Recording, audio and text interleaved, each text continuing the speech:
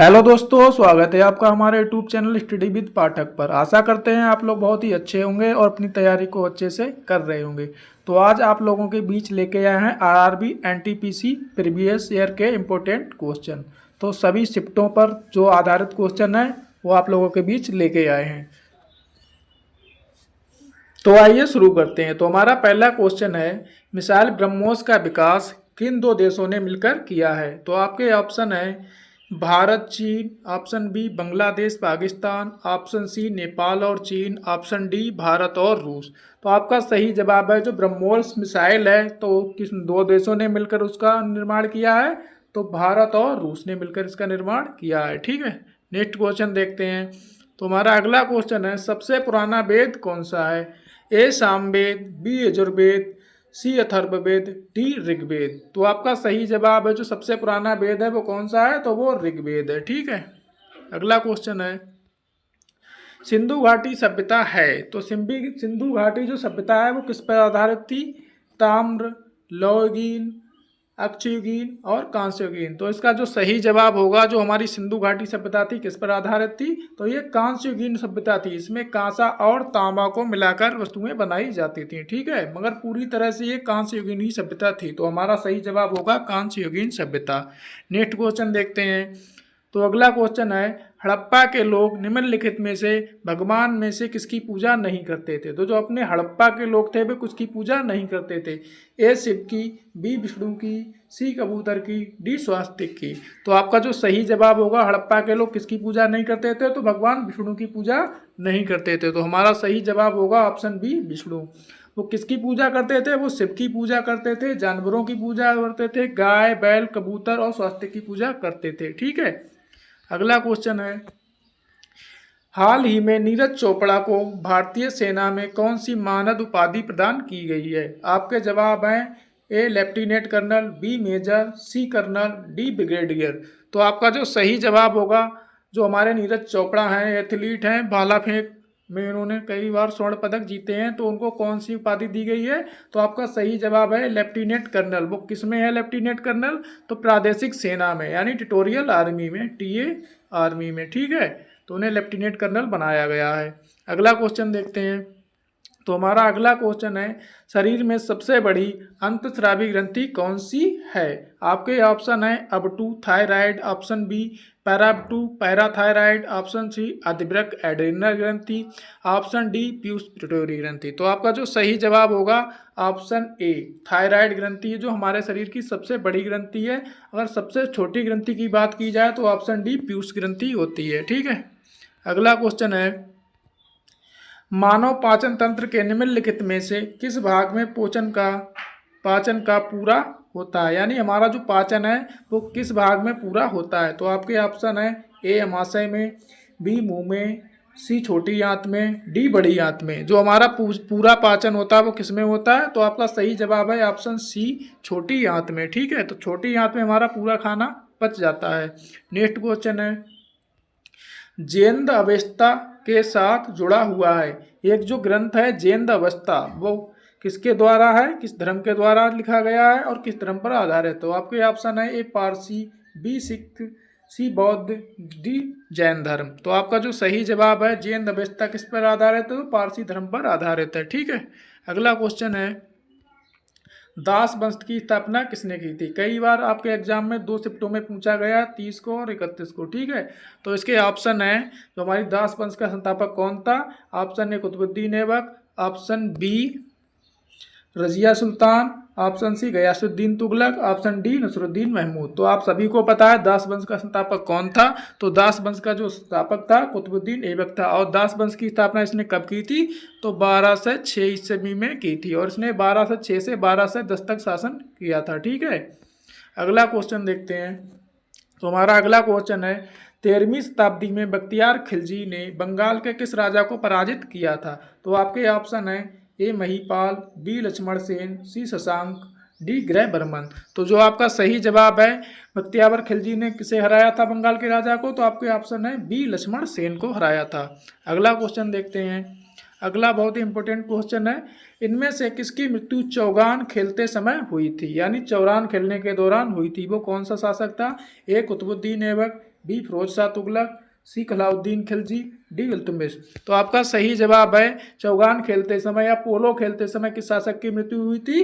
तो ऑप्शन है कुतुबुद्दीन ऐबक की। और पूछा जाए कब हुई थी, तो 12 से 10 ईसा पूर्व में इनकी मृत्यु हुई थी। ठीक है, अगला क्वेश्चन देखते हैं। तो अगला क्वेश्चन है, हाल ही में ऑपरेशन सिंदूर किस देश ने चलाया था? तो आपके ऑप्शन है ए भारत, बी बांग्लादेश, सी नेपाल, डी भूटान। तो आपका जो सही जवाब होगा, ऑपरेशन सिंदूर किसने चलाया था? तो आप सभी लोग जानते हैं भारत ने ऑपरेशन सिंदूर चलाया था। और किसके खिलाफ चलाया था? तो पाकिस्तान के खिलाफ आतंकवादियों के विरोध में चलाया था। ठीक है, अगला क्वेश्चन देखते हैं। तो हमारा अगला क्वेश्चन है, मोरक्को का प्रसिद्ध यात्री इब्ने बतूता किस शासनकाल में भारत आया था? तो आपके ऑप्शन है ए दिल्ली सल्तनत, बी चंद्रगुप्त मौर्य, सी ब्रिटिश, डी मुगल शासन में। तो आपका जो सही जवाब होगा, इब्ने बतूता किसके शासनकाल में भारत आया था? तो ऑप्शन ए दिल्ली सल्तनत के शासनकाल में भारत आया था। और दिल्ली सल्तनत का शासन कौन था? तो मोहम्मद बिन तुगलक के समय में आया था। ठीक है, तुगलक के समय। नेक्स्ट क्वेश्चन देखते हैं। अगला क्वेश्चन है, निम्नलिखित में से कौन सा एक बुद्ध की शिक्षाओं का संग्रह है? इसमें एक पुस्तक है, तो उसमें एक ग्रंथ है, तो उसमें बुद्ध की शिक्षाओं का संग्रह किसमें है? तो आपको बताना है ए आगम में, बी ब्राह्मण में, सी पुराण में, डी त्रिपिटक में। तो आपका जो सही जवाब होगा ऑप्शन डी त्रिपिटक में। क्या है? बुद्ध की शिक्षाओं का संग्रह है, किसमें है? त्रिपिटक में। ठीक है, अगला क्वेश्चन देखते हैं। तो हमारा अगला क्वेश्चन है, गुप्त साम्राज्य के वास्तविक संस्थापक कौन थे? Option A Chandragupta, option B Shrigupta, option B Samudragupta, option D Ghatotkacha. तो आपका जो सही जवाब होगा, गुप्त वंश का संस्थापक कौन था? तो चंद्रगुप्त थे। मगर गुप्त वंश का वास्तविक संस्थापक पूछा गया तो कौन होंगे? श्रीगुप्त होंगे। ठीक है, तो आपका सही जवाब है श्रीगुप्त। नेक्स्ट क्वेश्चन देखते हैं। तो हमारा अगला क्वेश्चन है, गुप्त काल के दौरान चीन के किस यात्री ने भारत का भ्रमण किया था? तो आपके ऑप्शन है A Hiuen Tsang, option C I Ching, option B Fa Hien, option D ली किशियू। तो आपका जो सही जवाब है ऑप्शन बी फयान। फयान जो चीनी यात्री था उसने भारत का भ्रमण किया था। और किसके शासनकाल के में किया था? जो चंद्रगुप्त विक्रमादित्य के शासनकाल में इसने भारत भ्रमण किया था।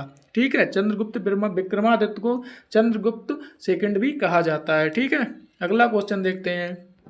तो हमारा अगला क्वेश्चन है, चंद्रगुप्त प्रथम के बाद गुप्त साम्राज्य की बागडोर किसने संभाली थी? तो आपके ऑप्शन है ए ब्रह्मगुप्त, बी शूद्रक, सी समुद्रगुप्त, डी श्रीगुप्त। इसमें ऑप्शन है वो ऊपर नीचे लिख गए हैं। तो आपका जो सही जवाब होगा, चंद्रगुप्त प्रथम के बाद गुप्त साम्राज्य की स्थापना किसने की थी, यानी बागडोर किसने संभाली थी? तो आपका सही जवाब होगा समुद्रगुप्त। चंद्रगुप्त प्रथम का जो पुत्र था समुद्रगुप्त, तो उसने इसकी बागडोर संभाली थी। ठीक है, तो अगला क्वेश्चन देखते हैं।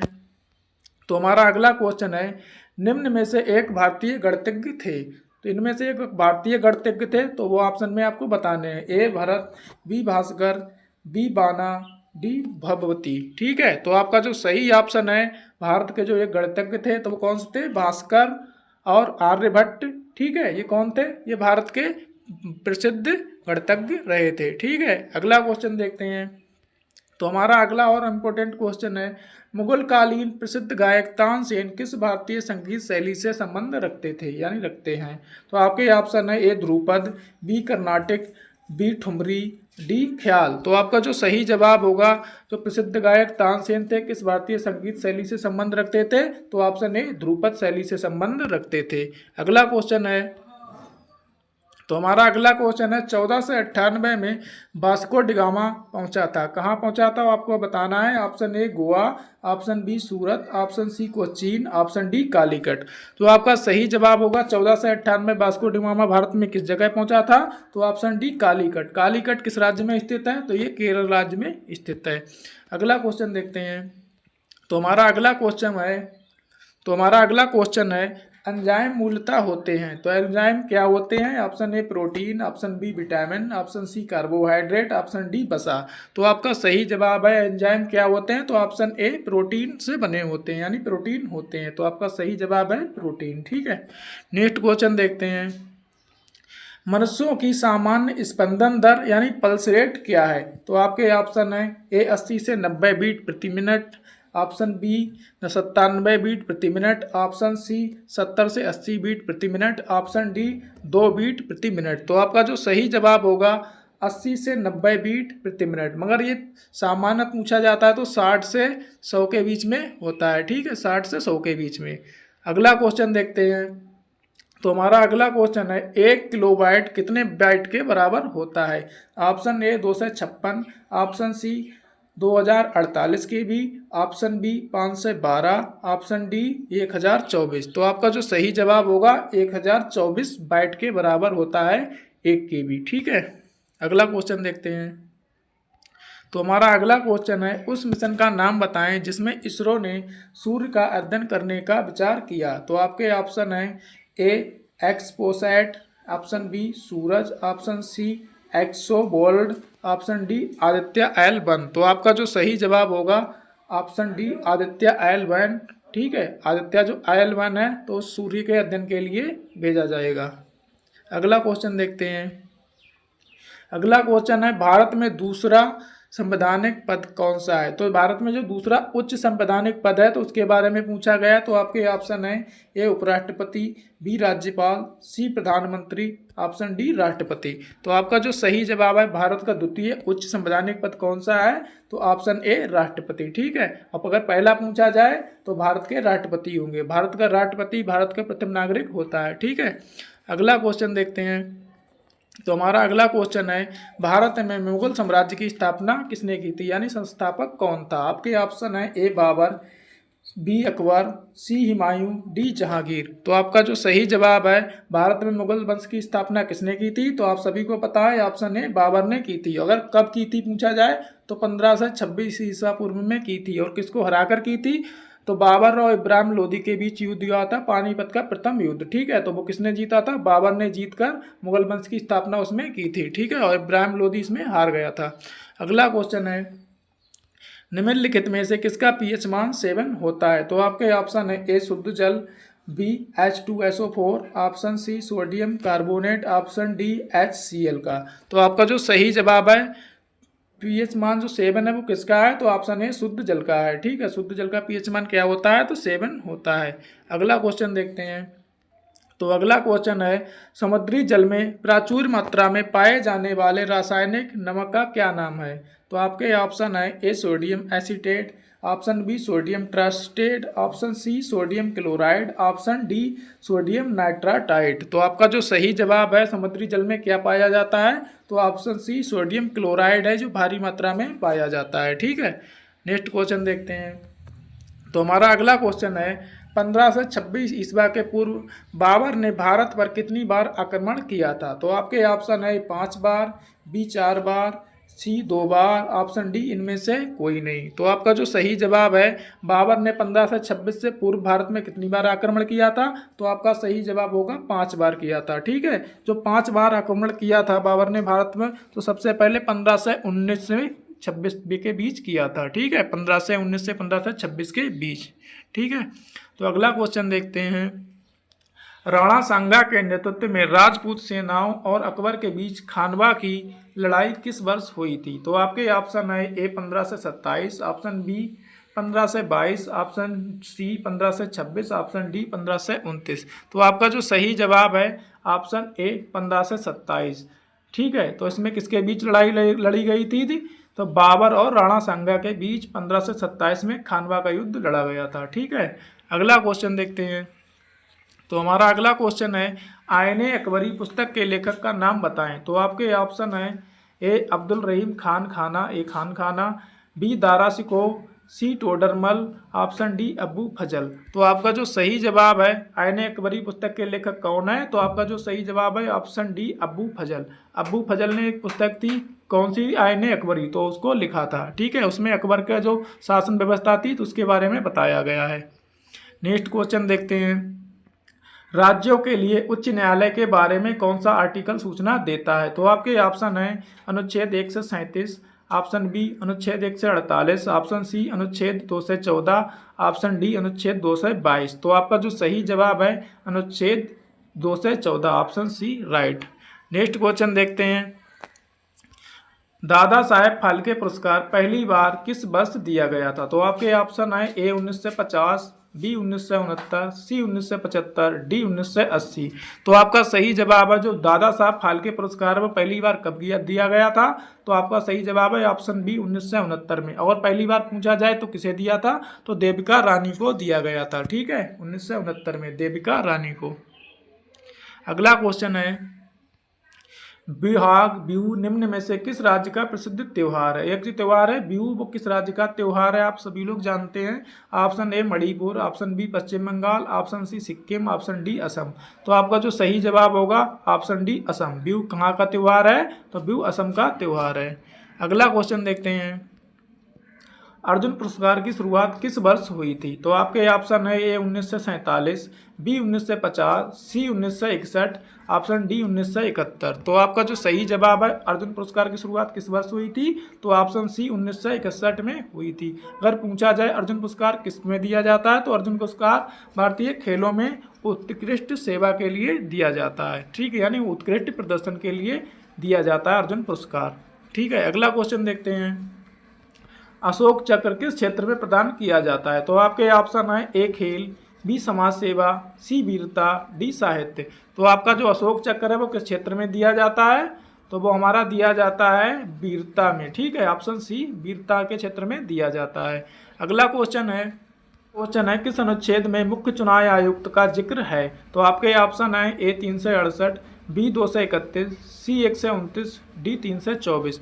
तो आपका सही जवाब है कि मुख्य चुनाव आयुक्त का जिक्र किस में है? तो ऑप्शन डी 324 अनुच्छेद में है। ठीक है, अगला क्वेश्चन देखते हैं, रॉलेट एक्ट कब पारित किया गया था? तो आपके ऑप्शन है ए 1920, बी 1919, सी 1922, डी 1921। तो आपका सही जवाब है ऑप्शन बी 1919 में। ठीक है, 1919 में एक बहुत ही इंपॉर्टेंट क्वेश्चन कि जलियांवाला कांड पूछा जाता है तो वो कब हुआ था? तो वो भी 13 अप्रैल 1919 में हुआ था। ठीक है, और अगला क्वेश्चन है, भारत में केंद्रीय आलू अनुसंधान CPRI कहाँ स्थित है? तो आपके ऑप्शन है ए शिमला, बी दिल्ली, सी लखनऊ, डी रांची। तो आपका जो सही जवाब है केंद्रीय आलू अनुसंधान कहाँ स्थित है? तो ऑप्शन ए शिमला में स्थित है। शिमला कहाँ है? तो शिमला हिमाचल प्रदेश में स्थित है। ठीक है, हिमाचल प्रदेश की राजधानी पूछी जाए तो वो कहाँ है? तो शिमला ही है। ठीक है, अगला क्वेश्चन देखते हैं,